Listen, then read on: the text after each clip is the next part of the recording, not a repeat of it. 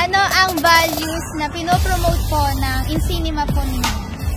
Hindi lahat ng uso ay kailangan sabayan or pwedeng sabayan. Kailangan dun pa rin tayo sa kung ano yung tama at lagi natin susundin kung ano yung utos sa Panginoon Diyos. Ang Christian values na pinupromote po ng aming Insinima entry ay pagtitiwala at pag-asa po galing sa ating Diyos. Mga kapatid, sana panoorin po natin, patuloy po nating panoorin ang mga ginagawa, hindi lang po sa Lingayen, kundi ng mga gawa po ng ibang mga distrito na tunay pong may kakpupulutan po ng aral. Oh, wait lang. Napansin niyo po ba ang logo na ito? Kung hindi, balikan niyo.